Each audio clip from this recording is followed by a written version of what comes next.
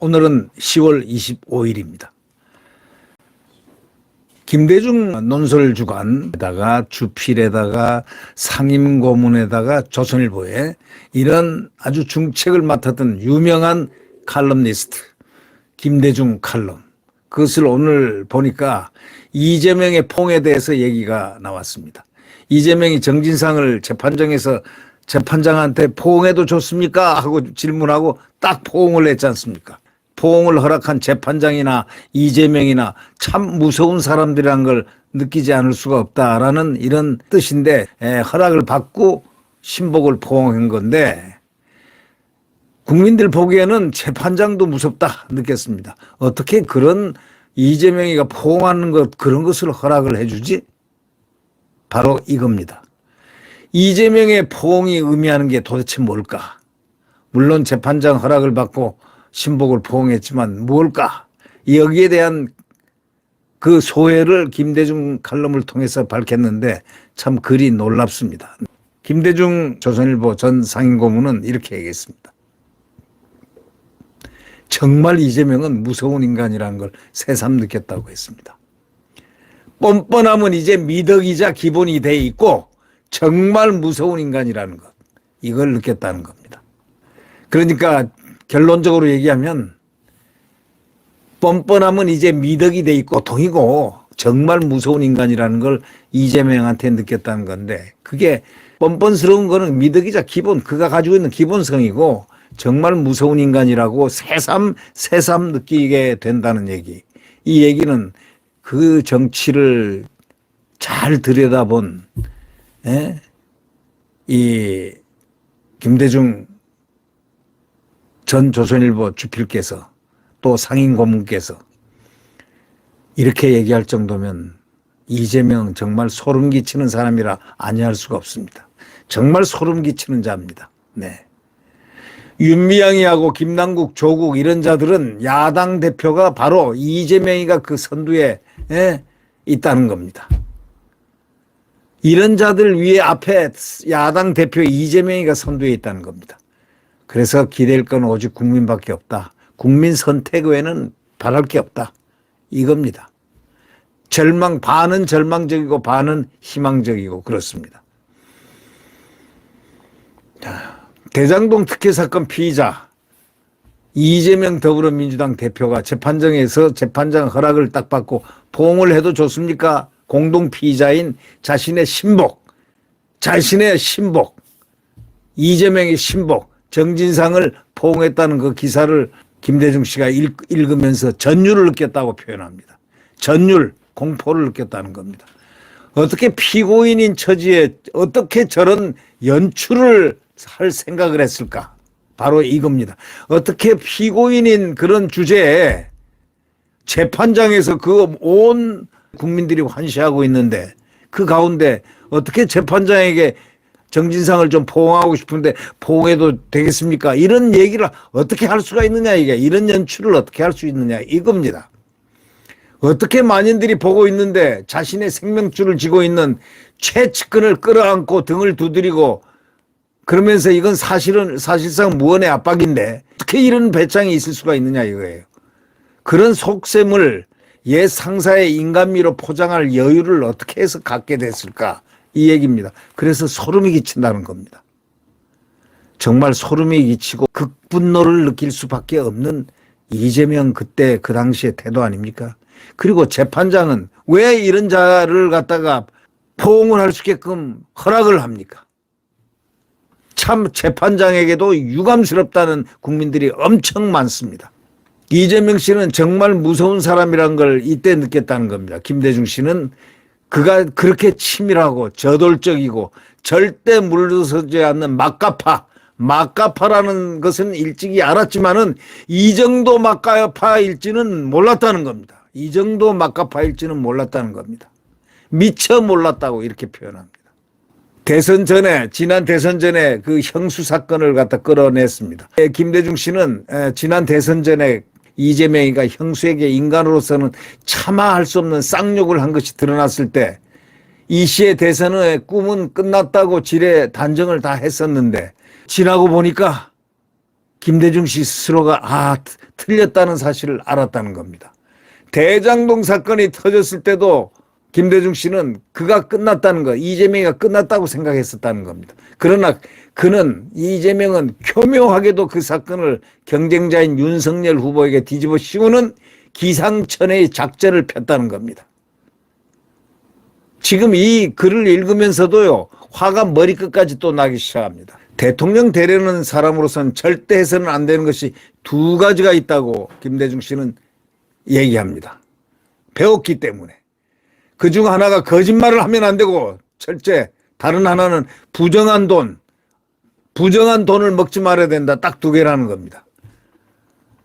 언론인으로서 있을 때 쭉 지금까지 인생을 살아올 때 대통령이 되려는 사람은 두 가지를 꼭 지켜야 되는데 그걸 배웠다는데 이 김대중 상임고문이 이걸 배웠는데 그중 하나가 거짓말이고 다른 하나는 부정한 돈 먹지 말아야 하는데 이재명의 의혹만으로도 그 두 가지를 다 범했다 이거죠. 이재명은.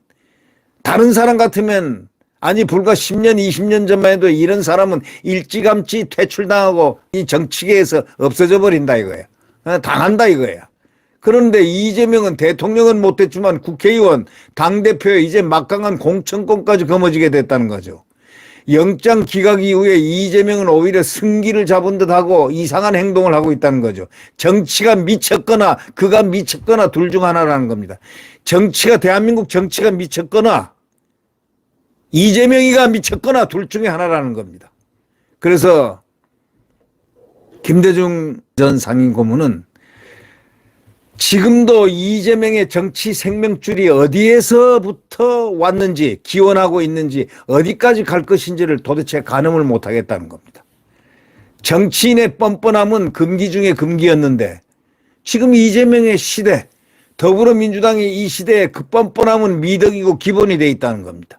윤미향, 김남국, 조국 이런 사람들은 그 미덕의 소유자는 갈수록 늘어나고 있고 이재명은 그 대열에 선두를 달리는 형국으로 돼 있다는 그것을 신랄하게 개탄하고 비판하고 있습니다. 이재명은 사람을 관리하는 데도 대단한 능력을 보이고 있는데 한동훈 검찰이 그를 1년 반 샅샅이 뒤지다시피 했는데도 아직 결정적 물증을 찾거나 증언을 이끌어내지 못하고 있다는 겁니다. 이것은 한마디로 검찰이 무엇을 잘못 짚었거나 이 대표 수하들의 입이 무겁다는 것을 의미한다는 겁니다. 검찰이 잘못했든지 아니면 이재명의 수하들의 입이 아주 그냥 자물쇠통이 아주 완전히 잠겨 있든지 이 둘 중에 하나라는 겁니다.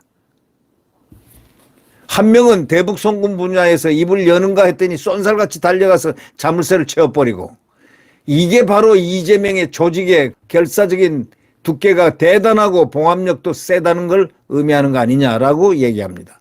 그러면서 그는 서로를 형 동생으로 호칭하는 운동권 출신도 아니고 그렇다고 엄청 돈이 많은 것 같지도 않은데 불과 1, 2년 기간에 대한민국 정통 야당이었던 더불어민주당을 통째로 집어삼켰다 이거죠.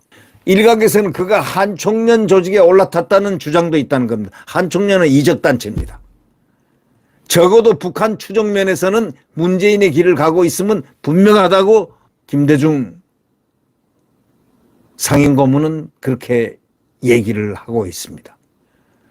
그래서 이렇게 종합을 딱 해보면은 이재명은 586이거나 정교조 1세대의 후속이 조달되지 않고 있는 현 여건에서 한국의 좌파, 친북, 친중, 종북 세력들이 하나로 묶어내는 역할을 해내고 있다는 겁니다.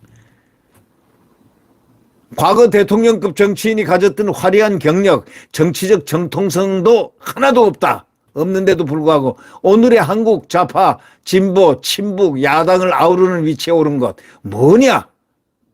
좌파의 대북격인 백낙천은 그를 김대중 이후 최고 정치인으로 띄우고 있습니다.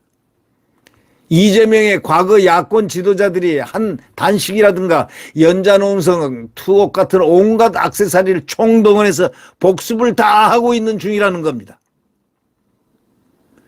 윤석열 대통령과 그의 신복 검찰은 법정에서 사법적으로 이재명과 그의 조직을 찍어내지 못하고 있다는 것을 개탄하고 있습니다. 그는 인물관리 면에서도 이재명의 조직을 따라가지 못하고 있다고 이렇게 얘기하고 있습니다. 결사적인 윤석열 표 조직이 지금 없다는 것입니다. 그래서 윤석열 대통령의 인사는 계속 덜커덩거리지 않느냐 이런 얘기를 하고 있습니다. 국민의힘 공천 주변에는 어쩌면 기회주의자들만 득실거리고 보인다는 겁니다. 김대중 씨 눈에는 기회주의자들만 보인다는 겁니다. 원래 보수 우파라는 것이 그렇다 하더라도 그의 주변에는 아스팔트 결사파들이 보이지 않는다는 겁니다. 그의 주변에는 도대체가 아스팔트 결사파들이 보이질 않는다는 겁니다. 이제 대통령과 그의 여당이 기댈 곳은 오직 국민의 선택뿐이라는 겁니다. 이 대표의 운명이 총선 전에 법정에서 판가름 날이라 기대하는 것은 빗나간 것 같다는 그런 불길한 예측을 하고 있습니다. 이재명과 한판 승부는 이제 총선 투표장으로 옮겨질 수밖에 없다는 겁니다. 자, 여기서 지면은 윤석열 정권은 더 이상 존재 가치가 없다고 굉장히 비장한 말을 김대중 씨는 하고 있습니다. 총선에서 반드시 이겨내야 된다. 바로 이것을 극명하게 요구하고 있는 것과 똑같은 말입니다. 국민 여러분, 이재명과 같은 저런 사람에게 나라를 맡기겠습니까? 총선을 또 맡겨서 대한민국을 황폐하게 만들겠습니까? 국민 여러분들이 판단을 잘 하셔야 됩니다. 대한민국이냐? 아니면 대한민국 아닌 이재명 공화국이냐? 공화국도 아니요. 이재명 어떤 이상한 나라를 찾아갈 것이냐? 국민들의 선택해야 됩니다.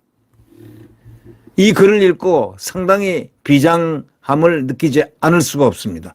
김대중 칼럼니스트, 조선일보 전 주필, 당대를 날렸던 정치평론가.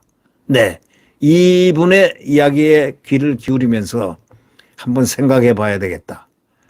이제 국민들이 선택해야 될 입장이니까 이번 총선에서 국민들이 정말 대한민국을 선택하느냐, 애국 대한민국, 윤석열을 선택하느냐, 아니면 거짓말쟁이 뻔뻔스럽고 이재명을 선택하느냐, 그리고 나라를 잃을 것이냐, 대한민국을 잃을 것이냐, 둘 중에 하나를 선택을 해야 될 몫은 국민 몫이라는 김대중 대기자의 과거의 대기자였습니다.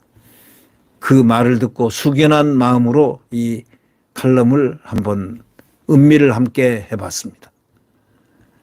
네, 구독 버튼과 엄지를 눌러주시면 감사하겠습니다.